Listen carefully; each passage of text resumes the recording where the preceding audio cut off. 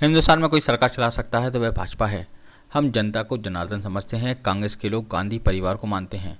भ्रष्टाचार पर नियंत्रण करना है तो भाषण से नहीं होगा, लेकिन मोदी जी की जीरो टॉलरेंस की ये सरकार ने ये करके दिखाया और भ्रष्टाचार को खत्म कर दिया है।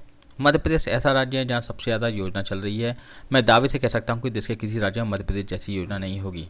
यह कहना था केंद्रीय रक्षा मंत्री राजनाथ सिंह का। दरअसल वे ग्वालियर ग्रामीण विधानसभा में भाजपा के प्रत्याशी मंत्री भारत सिंह कुशवाहा के समर्थन में जनसभा को संबोधित कर रहे थे।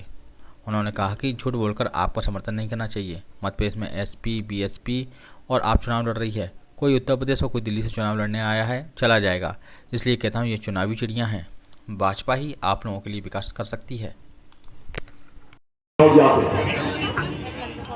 लेकिन मोदी जी की सरकार बनने के बाद आपने देखा होगा पुलवामा में एक बड़ी वारदात हुई।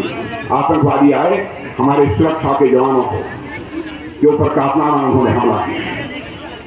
उसके बाद हमारे प्रधानमंत्री ने हम 2-3-4 लोगों की बैठक बुलाकर 10 मिनट के अंदर फैसला कर लिया।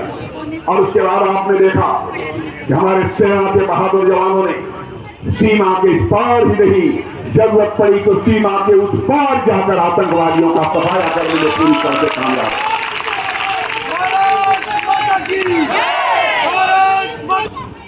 हमारा चंद्रयान लैंड कर चुका है,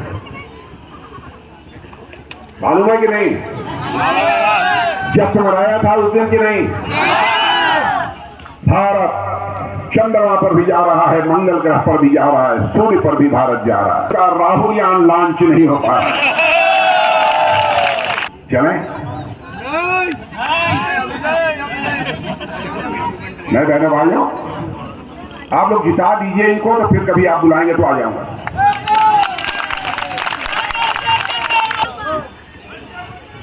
ये कितने वोटों से बताइए? आप लोग पिछली बार 1500 वोटों से नहीं जिताए थे, 25,000 वोटों से इस बार जिता कर बहनों भाइयों को 25,000 से भी जिता देंगे। तो भारत सिंह कुशवाहा को मैं कहूंगा, भारत सिंह कुशवाहा एक बार लेकर जनता के सामने मुझे खुद आना